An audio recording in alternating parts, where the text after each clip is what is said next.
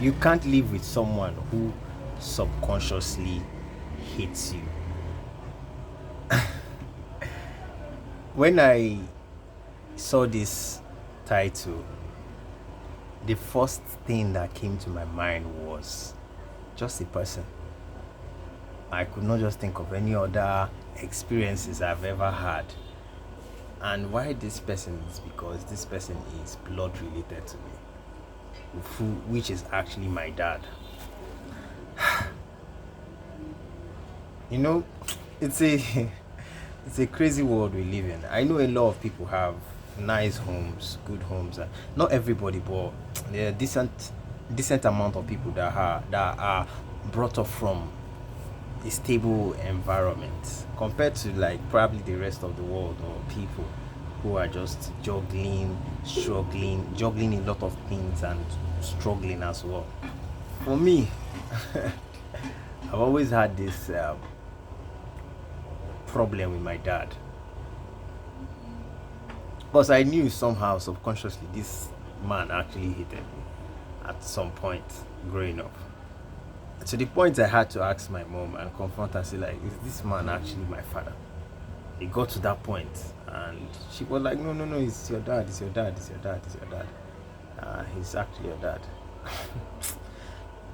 it got so, it got to that point. I had to start questioning whether my dad was actually my dad because of the things he did growing up as a kid, the level of bullying, abuse, and a lot of things. Some people, they will say some things about good things about their parents. For me, it's a whole different experience. Very different experience. Having a dad who is actually a bully and at the same time hates you. You start to see life differently. Although I didn't grow up so fast, with my observation skills, I didn't mature early as a kid because I was always living in the shadows. But that's not the reason actually. Well, I just didn't grow up as early enough as a kid.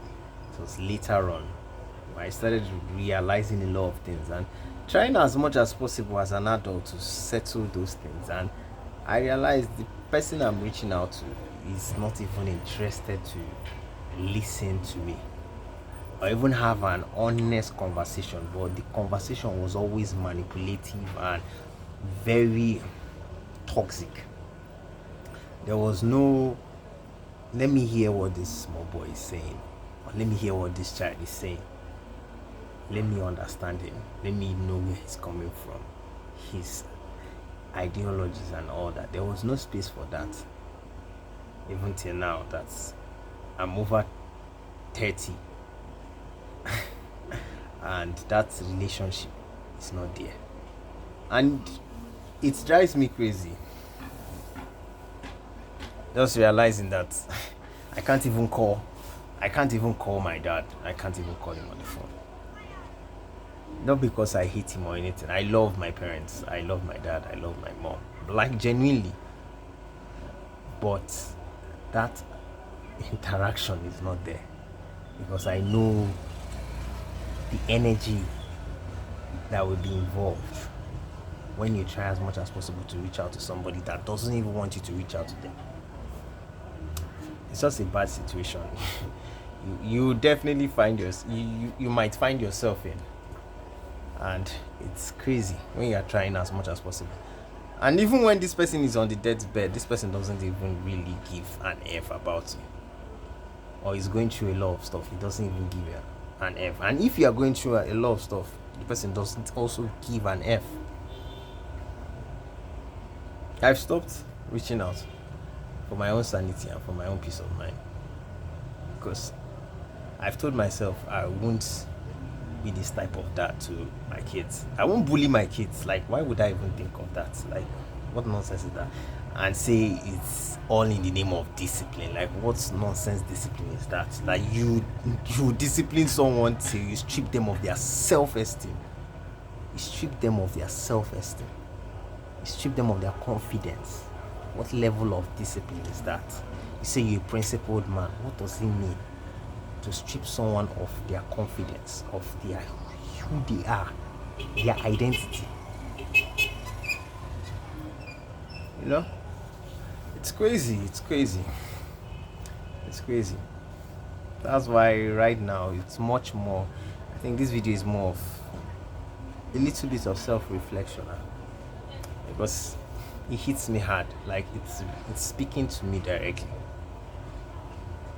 and I hope it speaks to you. You know, at the end of the day, it's all about being a good person, being the best version of yourself, and radiating a positive energy to the world, and not being toxic for no good reason. Like, and take your close ones to heart. You draw them closer to you. Love them, and not being selective when it comes to love, because that's my scenario, whereby my father would select who he loves most. It's a shame. It's a shamble. Well, that's life.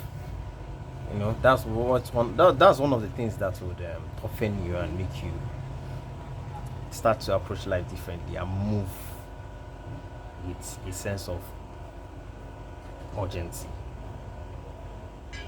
because you have to fix it. Subconsciously I don't, and consciously I will never be that type of father who would bully his kids. Instead, I will be a father who will be there for them, who will be there to listen to them, understand how they interact with the world, and give them cues on how to navigate through life. Be there with them through their journey through life, and not be there when they are born, and when they are trying to understand life and all that, it turns out that you are missing in action. You are nowhere to be found. When they need certain advice and motivation, you are nowhere to be found. It's crazy. Anyways, that's the video for today. Just me saying what I feel, and know that it's the right way to approach this kind of scenario, because it's crazy. There are a lot of things people are going through as well. People living, even in relationships, people being with people that hate them, subconsciously just hate them. It's crazy. It's difficult to even live with such a person. So have a great day and stay blessed. See you guys in the next video. Bye.